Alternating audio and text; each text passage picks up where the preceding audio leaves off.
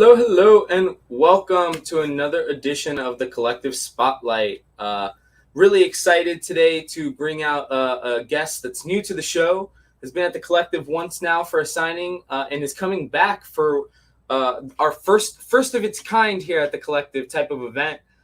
He is the writer, creator, producer, executive producer, actor of Little Z. It is Chris Ballinger. Chris, how are you doing, dude? Good, man. Thank you for having me. I'm doing great. No problem, man. So the book, it started, our introduction to you started with the comic book, which was Little Z. Correct. And we have issue 1 right here in the store, actually volume 1, episode 1. And it shows you actually came from like kind of a movie TV background, correct? Correct. Yeah. Well, I started as an actor early 2000s, and I did that for a while, but I loved being behind the camera or wanted to try being behind the camera. So I did some film school and started to work more behind the camera kind of thing, writing my own things and directing my own things. So that started probably about 4 years ago, 2018, 2019.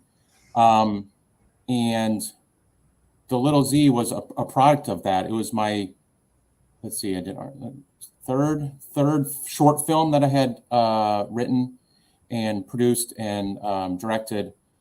And it did so well. It did well in the festivals, and it did well. It got a lot of good feedback, and it felt like it was more of an episodic type of thing. So I decided to turn that into a series, which we just shot the pilot in January, the TV show pilot. But I wanted to, I don't know, I got this wild thing in my head that I'm like, I want to do it as a comic book too. It just felt very comic book style kind of thing. And like you said, like in the introduction, this is my first time in this comic book world. So I just I did a little research, and I found an illustrator and put this together. So we put this together, and it came out in March. This, like you said, the first episode, or I call it episode, but it could be issue 2. Like I said, I'm still learning how to do all that. No, and it's unique. And I think when you're doing things in this sector right now, it's good to be unique as well. People know comic books, and they've known comic books for a long time.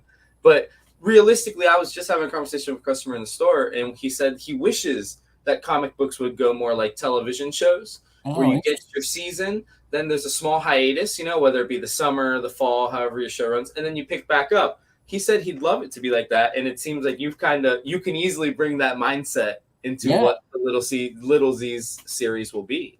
Yeah, I like you said, it is a good way to stand out as being unique in that way. I would love to say I took credit. I'm like, yeah, that's what I figured it out, but I kind of stumbled into that. And it's funny, when the first time I met you, you're like, it kind of reads more like a film or TV thing. And I said, yeah, well, that's the background I came from. But and it reads well, because a comic book, I think I've told people many times, I'm sure you've now experienced this, a comic book is pretty much almost like a storyboard. Correct. And those two worlds are at least somewhat similar. Yes. Yeah. When I did the free comic book day or last month, talking to all the other amazing artists that were there, I learned more. I learned so much that day from you and everybody. But yeah, it's basically, I had a lot of people say that it's like storyboards. I think they were trying to relate it to me as a film person. They're like, yeah, it's like a storyboard. I'm like, yeah, it absolutely is. And I never really thought that until now. So I'm happy that I hear that feedback, because I want to continue it like that, to be a little different than, all the other comic books, because there's just, there's a lot out there. So you've mentioned, I've seen you've been promoting Little Z. You guys actually just recently had a sold out premiere at a movie theater and everything. But the way you've promoted is that it's a little bit of a comedy as well, correct? Correct. Yeah, I call it, I love horror. Horror is my favorite, but I also feel like I'm good with the comedy. So I combine those two together. So it is a horror comedy. I call it like a comedy with an undead comedy with a bite, is what I've been billing it as. But yeah, we just had a premiere on this Saturday at the Epic Theater over here by the airport, and we had a sold out show for that. So that went great. So yeah. That's awesome. And we'll be showing that pilot here at the store this upcoming Saturday. Without spoiling anything, because again, people I think are going to be excited to see this. What can they expect from the pilot episode? What would they, and what could they expect from a series? You know, given it be picked up and everything. What is Little Z in a nutshell? Yeah, the nutshell version, or the elevator pitch of that version, is it's a small town deputy. This takes 12. It takes place 12 years after a zombie apocalypse. It's about a small town deputy that marries the love of his life, Lisa, who happens to have a preteen daughter that's a zombie. So when the apocalypse came out, Mr. Evil was the bad guy, and it took over the whole county and the whole the police department. And he sends out he uses the police department and other people to search for some of these zombies that can regenerate body parts. So he is looking for those. But Scott, being the main guy, works for the police department. He is conflicted now between his job to work and do that and chase down the young zombies and keep his new stepdaughter safe. So he's really conflicted between those two. So it comes up with a lot of funny situations they put it in. Plus, it gives a lot to work with down the road of how he's going to manage a blended family and then manage his career, and then with Mr. Evil after all those so-called, I call them hybrid type zombies. I kind of love it because, like you said, it leads itself to a lot of comedic situations on its own. Funny enough, and I hate comparing, whether it's comic book or television. I hate comparing things with the creator because I know nobody tries to copy anything. Right. But having watched a couple of the scenes that you've shared, it gives me a very Curb Your Enthusiasm type feel, that like some of the situations that the actors get themselves in, I kind of just at the end of them, I could hear the music playing, and it's just very funny, you know, like there's a scene in there with the agents going to visit the little girl and whatnot, and it was very funny. So I think people will enjoy that aspect. Yeah, I think so. It got a good response on Friday or Saturday at the premiere. So I think they'll like it when they watch it this weekend at the Collective and stuff like that. And I think it'll get a good response coming up.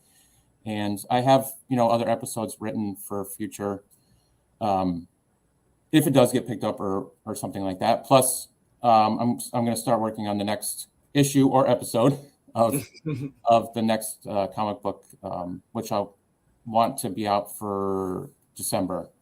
So awesome. So we'll have another issue by this year. Yep, absolutely.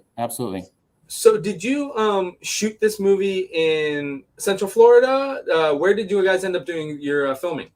Yeah, we shot it in Oviedo. The house that we used was in Oviedo. It was a huge piece of property, so we used a lot of it for. There's a chase scene in the top of the pilot episode that we used. We're able to use woods and the surrounding roads and lake down there, and then we used the house, and then we shot at a studio called Studio Lot Orlando in Orlando. It's a nice studio here that for filmmakers to use. So we rented it out that for part of it as well. So it was shot here in Central Florida. So that's great. So it's Central Florida creator, Central Florida. Yeah, and how many did you more or less do your casting within Central Florida? Did you have people that you knew from throughout your years in the industry, or how did you end up doing your casting for this? Yeah, it was it's a little combination of both. It's people that, because since I came from the acting world, I'd known some of the people that I had either come up with as an actor or just word of mouth. So when we cast it back in 2019, when I did the short film, all those people came back to reprise the roles that they had, which was super cool, that they got to work on those characters again and making them even more deeper and meatier kind of characters. So it was essentially Florida casted and stuff like that. Absolutely. That's awesome. So you didn't add to the short film. You reshot after the short film, after the reception of the short film? We a little of both.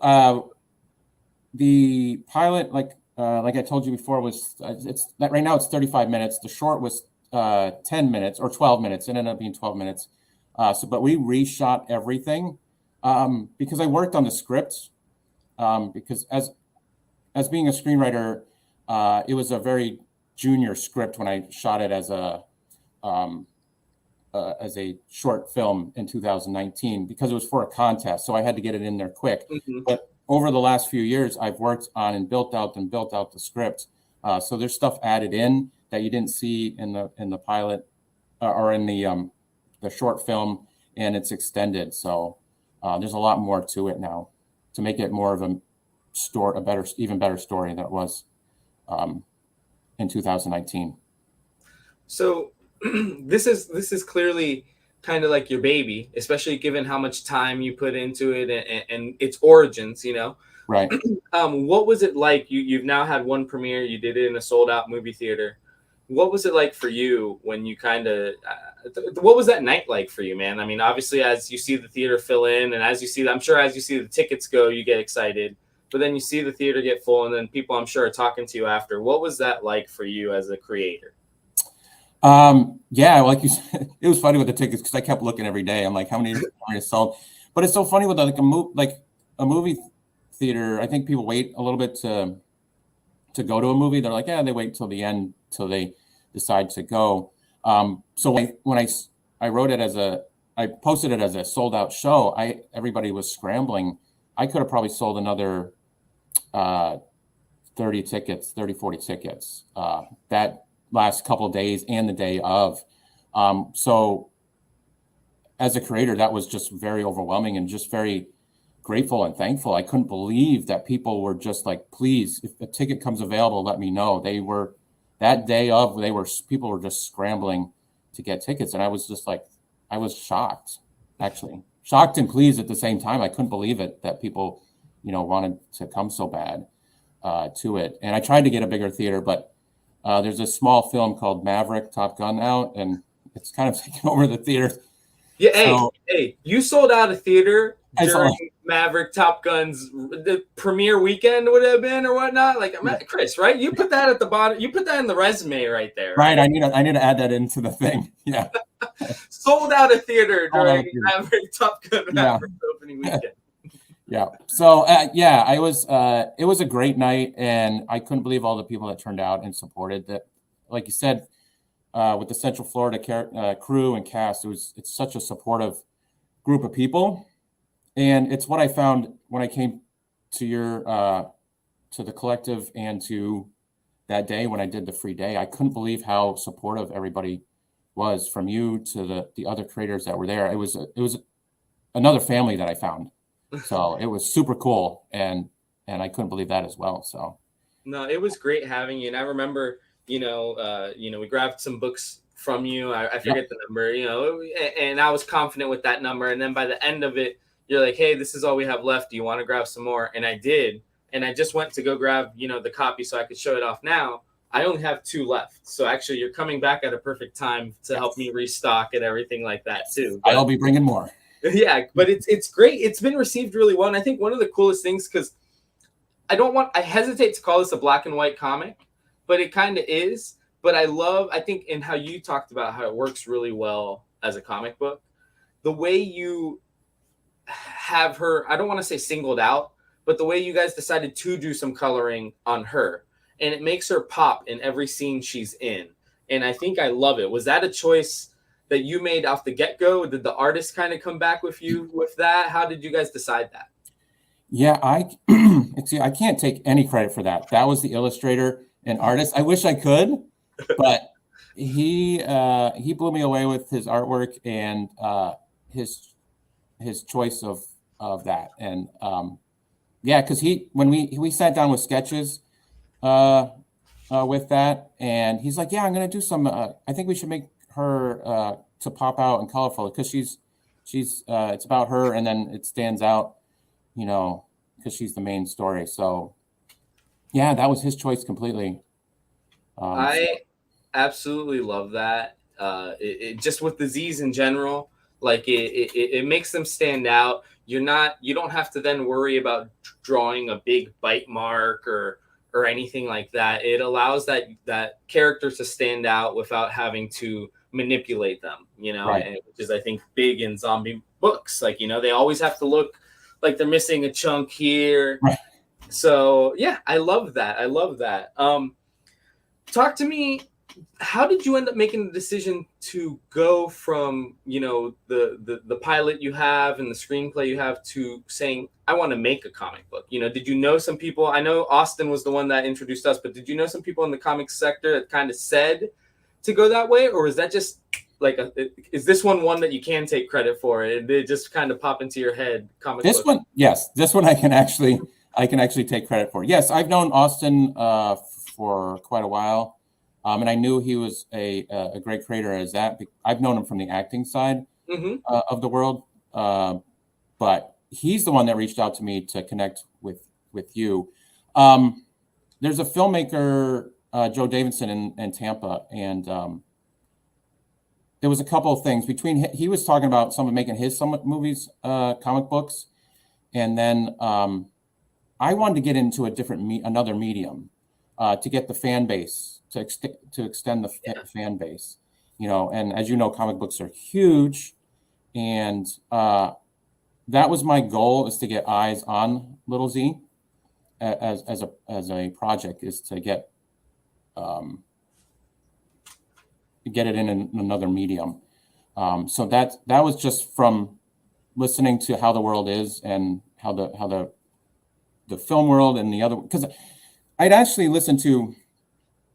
God, I can't remember. It was this not podcast, but YouTube series called Film Courage, and there was a creator on there that was trying to get his movie made, and he made it a comic book, and the production company said, if you can get this many followers, they'll make their movie, and he got that many followers, and they made his movie. So it just kind of was back in the back of my head all that time. But since I started I found a whole new world that I love, is comic books. And I'm like, well, what can I do now? I'm like, what else can I do? So I'm very happy that I kind of stumbled into it that way. And I'm very happy to continue to work in that medium, because it's cool. It's super cool. And the fans, like those people that came out that day, I couldn't believe, the people that, come out. And so it's just, the fans were super cool. Or people that were going to be fans, and I think that's why I like to stick in the horror genre, because the fans in the horror genre are just like super dedicated and super amazing. It's just, they'll do anything. So it's such a cool thing to be in that kind of realm. Yeah, we're doing the horror anthology book with the Collective Initiative for October, and as we've been talking, because we've done our past two as regular books, this one's finally going to be horror. And as we've been talking, it's like kind of crazy how different how big and how different that fandom is on its own. We're like sitting here like, oh, do we do Spooky Empire? Like, we have one book, and we're sitting here like, do we do Spooky Empire? Because we know that whole crowd of people will love this comic book, and it's kind of awesome how accepting they are. Because again, like you said, a lot of people that walked up to the table, they didn't necessarily know who Chris Ballinger was or what Little Z was, but when they walked away, they were fans, and that's amazing.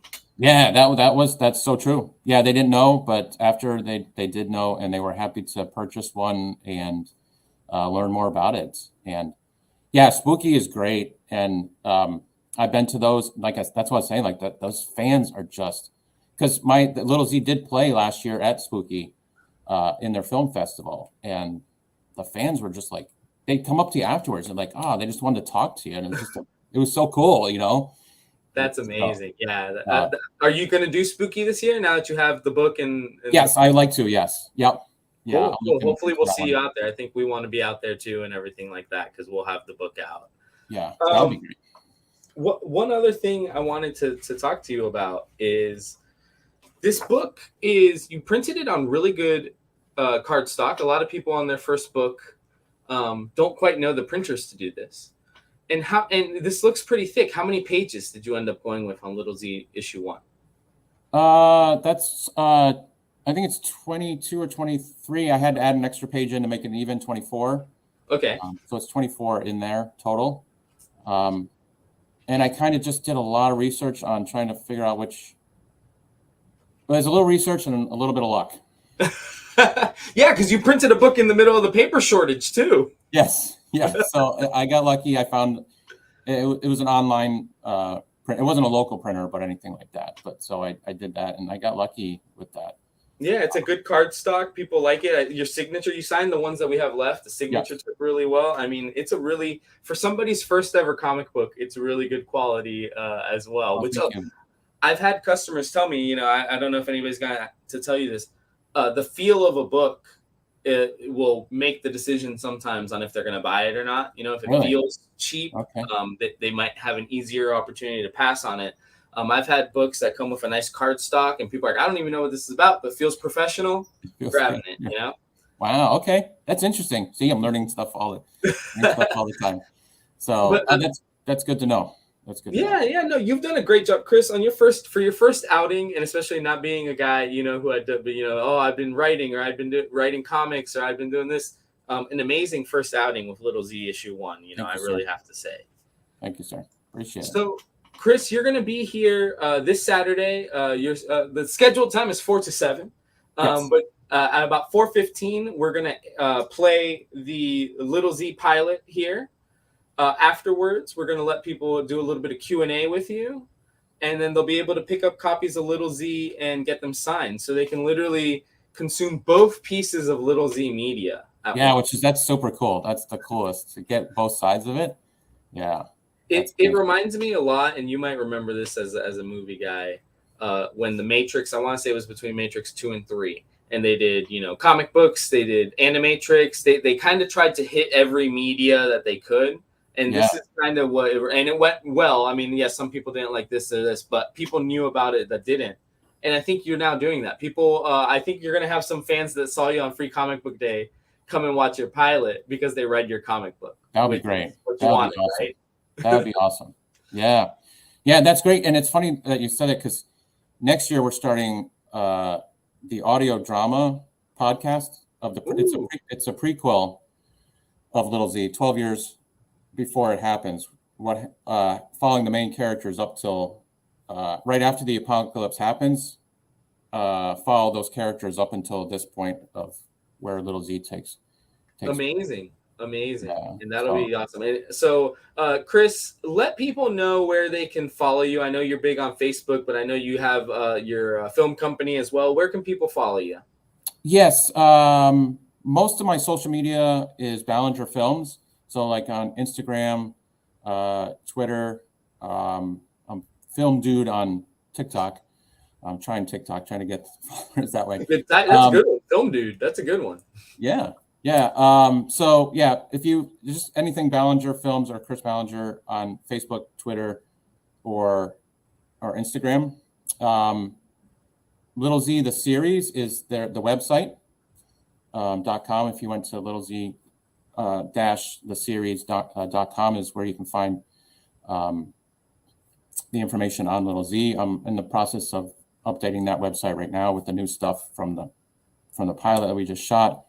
That's pretty much. You can email me at ballingerfilms at Gmail too, if you wanted to email me anything like that too. But I'm always on the social media responding to everybody as much as possible. So No, that's awesome. I'm glad. I like to see when creators are interacting with the fans, because it goes a long way. I used to be the same way. I'd be like, oh my god, my favorite writer replied to me. It's awesome. So it's like, even on the small independent level, people love that. So that's I'm honored for everyone that comes along and comes and likes it. So please reach out and say hi or anything, or just anything, and I'll always respond. So thank you so much for coming on, Chris. Thank you for giving us your time. We will see you this Saturday, 4:00, for Absolutely. The Little Z pilot showing and Q&A and comic signing. All right, great. Thank you for having me. I can't wait to see everybody on this Saturday. Take it easy, Chris. We'll see you again soon. Thank you, Danny. You have a good day. So take it easy, guys. This has been Danny. Thank you so much for Chris for coming on. He will be here this Saturday, signing books, taking questions. You'll get to watch his pilot. We can ask him tons of questions about how it was made. So come on out Saturday, 4 to 7, 4:15. We will air the pilot, and we will see you tomorrow for new Comic Book Day preview.